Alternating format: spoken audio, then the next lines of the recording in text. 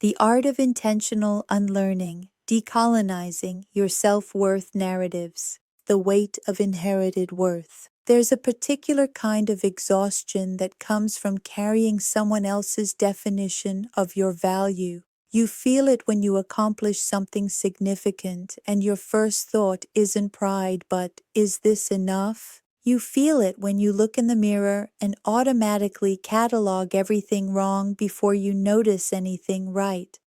You feel it in the way you apologize for existing, for taking up space, for having needs.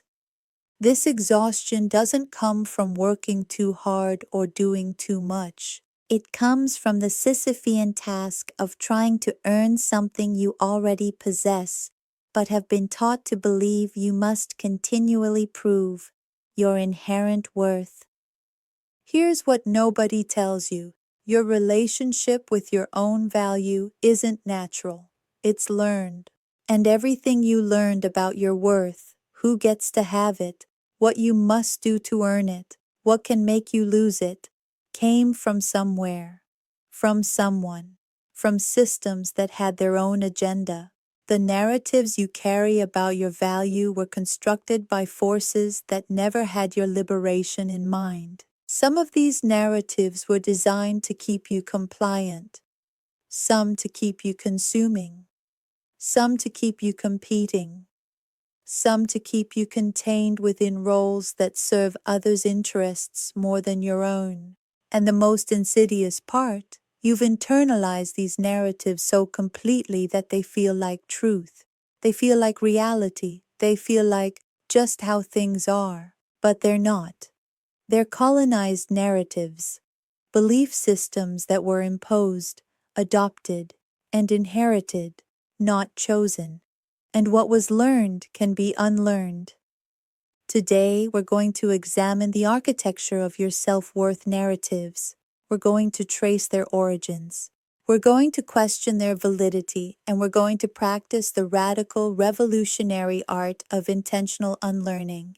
Because everything you've been taught about your worth might be wrong, and discovering that might be the most liberating realization of your life. Part 1.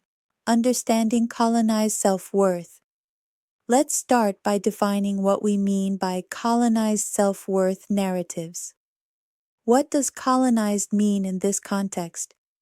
When we talk about colonization, we're usually referring to political and territorial domination, one group imposing their culture, values, and systems on another. But colonization doesn't only happen to land and nations. It happens to minds, to belief systems, to the very stories we tell about who we are and what we're worth. A colonized self-worth narrative is one that was imposed from outside, adopted unconsciously, and now operates as an internal authority that you rarely question. It's a belief about your value that wasn't authored by you, doesn't serve your authentic well-being, often serves someone else's interests, economic, social, political, feels so normal you don't recognize it as constructed, limits your freedom, and keeps you in particular roles.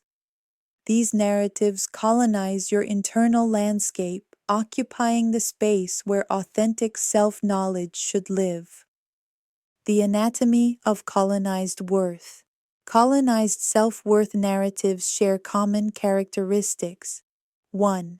They're conditional. Your worth is something you must continually earn through achievement, appearance, behavior, or role fulfillment. It can be gained and lost based on external metrics. 2. They're comparative. Your value is determined relative to others. You're only as worthy as you are better than, more accomplished than, more attractive than, more compliant than someone else. 3. They're external. The authority to determine your worth lies outside you, in other people's approval, in societal standards, in institutional validation, in market value. 4. They're hierarchical. Some people, some bodies, some identities, some roles are inherently more valuable than others. Your position in various hierarchies determines your worth. 5. They're transactional. Worth is currency. You trade performance for approval, beauty for acceptance, compliance for belonging, productivity for value. Where do these narratives come from? These aren't random beliefs that accidentally formed in your mind. They were systematically transmitted through patriarchy, teaching you that your worth as a woman is tied to beauty, youth, sexual desirability, maternal capacity, or how well you support men's ambitions, that your value diminishes with age, that your needs are secondary, that your voice is too much. Capitalism, conditioning you to believe your worth equals your productivity and economic output, that rest is laziness, that your value is your market value, that you must constantly optimize yourself to remain competitive, that you are your resume. White supremacy, if you're a person of color, teaching you that proximity to whiteness increases worth, that your natural features need correction, that your cultural expressions need toning down, that you must work twice as hard to deserve half as much. If you're white, teaching you that your worth is natural and neutral, while others must prove theirs. Heteronormativity, dictating that your worth depends on fitting into prescribed gender expressions and sexual orientations. That deviation from the norm makes you less valuable, less deserving of rights, safety, or respect. Ableism, measuring worth by physical and cognitive capability, by independence, by productivity, by how closely you match an arbitrary, normal body and mind. Consumer culture, convincing you that your worth is perpetually insufficient, that you are always one product, one transformation, one purchase away from being enough, that your current self is the before picture. These systems don't just influence your thinking, they colonize it. They set up shop in your consciousness and run the show, often without your awareness. Part 2. The specific narratives we need to unlearn. Let's get specific. Here are some of the most pervasive colonized self-worth narratives. See how many you recognize in yourself. My worth is my productivity. This narrative says, you are valuable when you're useful. Your worth is measured by output. Rest is something you must earn through sufficient production. Time that isn't productive is wasted time. You are essentially a human doing rather than a human being. This narrative serves capitalism beautifully. It creates workers who never stop working, who feel guilty for rest, who sacrifice their health and relationships on the altar of productivity, who police their own exploitation more effectively than any external authority could. But it's destroying you because you're not a machine. You're not a production unit. Your existence has inherent value that has nothing to do with what you produce. My worth depends on others' approval. This narrative says, your value is determined by external validation. You're only as worthy as others' perceptions of you. Disapproval means you've done something wrong. Your own assessment of yourself is less reliable than others' assessment of you. This keeps you perpetually performing, perpetually anxious, perpetually shape-shifting to match what you think others want. It disconnects you from your own internal knowing and makes you dependent on sources of approval that you can never fully control. My worth diminishes with age. Particularly for women, this narrative says, your value peaks young and declines steadily thereafter. Youth equals worth. The older you get, the less valuable you become. Your relevance has an expiration date. This is patriarchal programming designed to keep women focused on preserving youth rather than accumulating power. Because the truth is, women often become more powerful, more confident, more unapologetic with age. This narrative is designed to make you fear that power rather than claim it. My worth requires being good. This narrative says, your value depends on being nice, agreeable, accommodating, selfless, and conflict avoidant. Asserting your needs makes you difficult. Having boundaries makes you selfish. Prioritizing yourself makes you bad. This keeps you manageable, exploitable, and small. It ensures you won't demand too much, claim too much, or threaten existing power structures with your full self-advocacy. My physical appearance determines my value.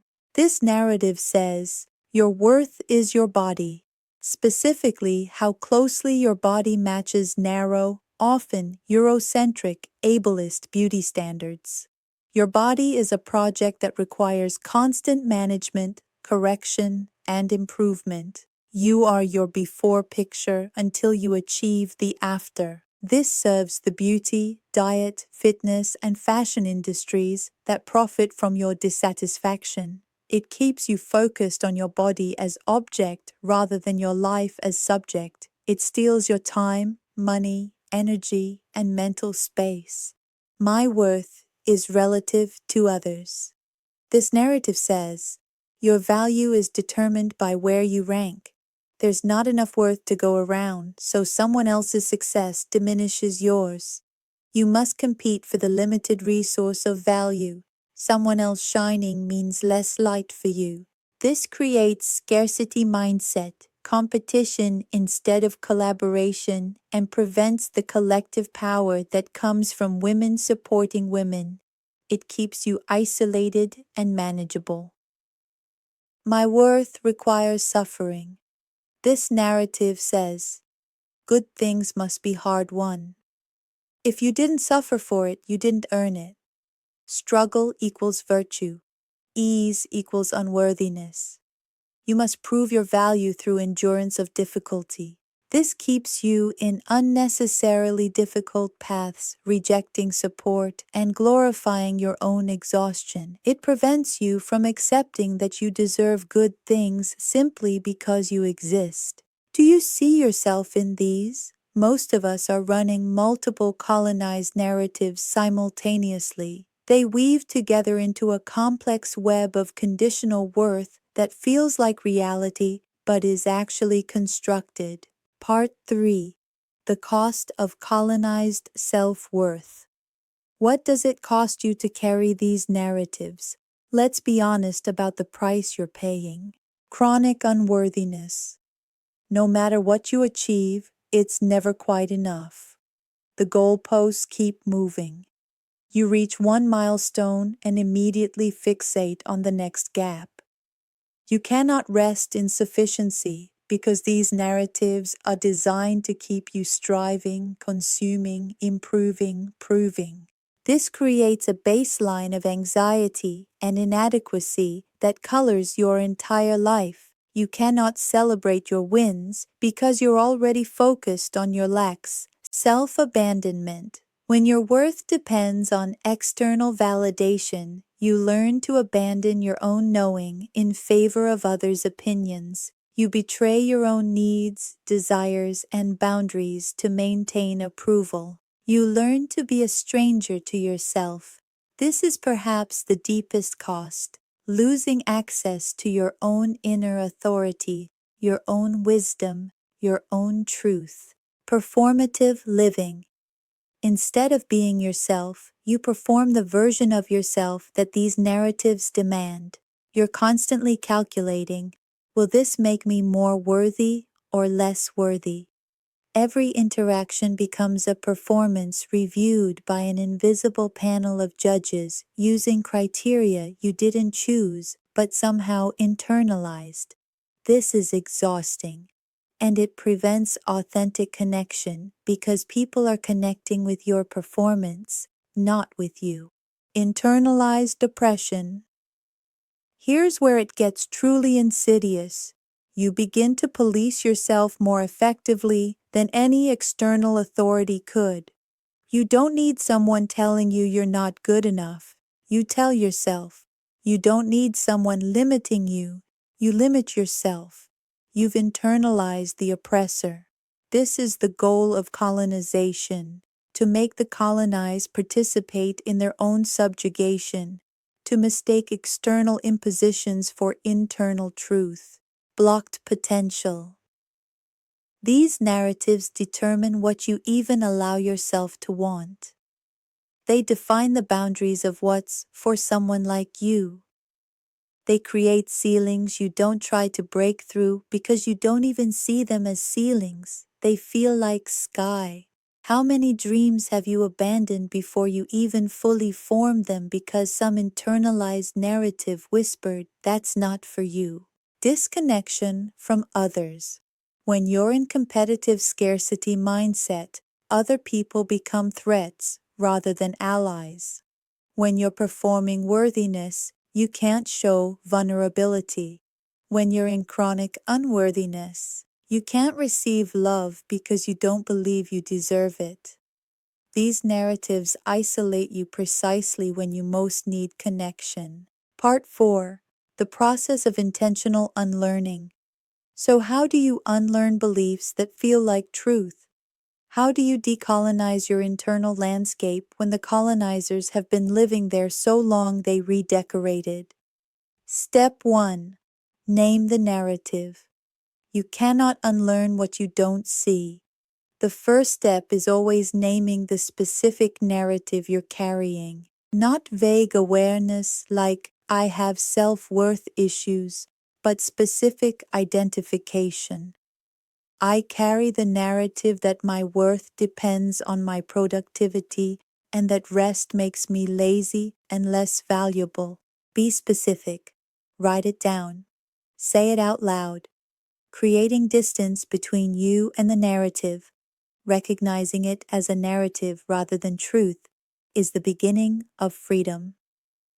Step 2. Trace its origin. Where did you learn this? Not in a blaming way, but in an investigating way. Was it modeled by a parent who never rested? Was it taught explicitly in school? Was it absorbed from media messages? Was it reinforced by your culture or religion? Was it a survival strategy in a particular environment?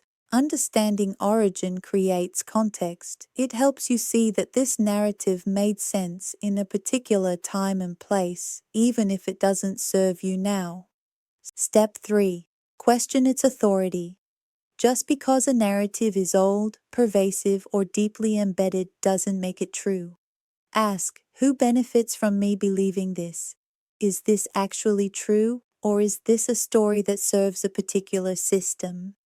Would I teach this to someone I love? Does this narrative liberate me or limit me? If I didn't believe this, what would become possible? Step 4. Feel the resistance. This is crucial. Unlearning is uncomfortable. Your psyche will resist. The narrative will fight back because it's been your operating system. Challenging it feels dangerous. You might experience anxiety, guilt, fear, or even anger as you begin to question these narratives. This is normal. This is the colonized part of your consciousness trying to maintain its hold. Feel it. Don't let it stop you. Discomfort is part of decolonization. Step 5. Practice the counter-narrative. You can't just remove a belief. You need to replace it with something. What's the liberating alternative? Old narrative. My worth depends on productivity. Counter-narrative. My worth is inherent. I am valuable because I exist, not because of what I produce. Old narrative. My value diminishes with age. Counter-narrative. I become more valuable with age, more wise, more confident, more fully myself. Write your counter-narrative. Say it daily. It will feel false at first. That's okay. You're creating new neural pathways. Repeat it anyway. Step 6. Make aligned choices. The real unlearning happens through action. You practice the counter-narrative by making choices aligned with it, even when it feels uncomfortable. If you're unlearning, worth equals productivity. You practice resting without earning it first. You take breaks. You do unproductive things you enjoy. If your unlearning worth requires others' approval, you make choices you want even when others won't like them. You set boundaries. You disappoint people. Each aligned action strengthens the new narrative and weakens the old one. Step 7. Find co-conspirators. You cannot decolonize your self-worth in isolation. The narratives are collective, so the unlearning needs support. Find people who are also doing this work. Join communities that reinforce liberating narratives rather than colonized ones. Surround yourself with messages that affirm your inherent worth. This isn't echo chamber thinking. It's creating an environment where the truth of your worth can take root instead of being constantly undermined. Part 5. What becomes possible. Here's what happens when you begin to genuinely unlearn colonized self-worth narratives. You stop performing. When your worth isn't conditional, you can stop the exhausting performance. You can just be. You can show up as you are, flawed, in process, imperfect, and know that your value isn't in question. This creates space for authentic connection. People can finally meet the real you. You make different choices. When you're not chasing worth through achievement, approval, or appearance, you can ask different questions. What do I actually want? What feels aligned with who I am? What would bring me joy? Your choices become expressions of self rather than attempts to prove self. You access your power. Colonized narratives keep you focused on your inadequacy, which keeps you manageable. When you claim your inherent worth, you access your power. You become dangerous to systems that depend on your self-doubt. You become unwilling to accept less than you deserve. You become a woman who knows her value doesn't require external validation. This is threatening to patriarchy, capitalism, white supremacy, any system that benefits from your uncertainty about your worth. You stop competing. When you know your worth isn't relative, other people stop being threats. Their success doesn't diminish you. Their shine doesn't dull yours. You can genuinely celebrate others because there's enough worth for everyone. This opens up collaboration, mentorship, genuine community. You experience peace. Perhaps most profoundly, you can finally rest. Not rest you earned through sufficient productivity, but rest because you're a human being who needs rest. You can exist without constantly calculating your worth. You can be enough, exactly as you are right now. Conclusion: the revolutionary act of claiming your worth. Let me be clear about what we're actually talking about here. Unlearning colonized self-worth narratives is a revolutionary act. Systems of oppression require your complicity. They require you to internalize the narratives that keep you small, manageable, exploitable. They require you to believe you must earn what you already possess. When you refuse those narratives, when you claim your inherent worth, you become ungovernable. You stop accepting jobs that exploit you because you know your value. You stop accepting relationships where you must shrink because you know your worth. You stop apologizing for your existence because you know your right to space. This is why the work of unlearning is so crucial. It's not just personal healing, it's political resistance. And it's hard. Let's be honest about that. These narratives have deep roots. They've been watered by every message you've received since childhood. They've been reinforced by every institution you've moved through. Unlearning them requires consciousness, courage, community, consistency, compassion for yourself in the process. You will falter. You will revert to old narratives. You will have days when the colonized thinking feels like truth again. This is normal. This is part of the process. But here's what I want you to understand. Everything you've been taught about your worth was constructed, and what was constructed can be deconstructed, and what is deconstructed can be rebuilt according to your own design. You are not bound by narratives you didn't choose. You are not required to carry beliefs that don't serve you. You have permission to question everything you've been taught about your value. And when you do, when you really, deeply do, everything changes. So here's my question for you. What would your life look like if you truly believed in your inherent worth? If you didn't have to earn it, prove it, or perform it? What would you choose? What would you refuse? What would become possible? You don't have to answer right now, but sit with the question. Feel it. Notice what comes up. Because the art of intentional unlearning begins with a single revolutionary question. What if everything I've been taught about my worth is wrong? And the answer to that question? It might just set you free.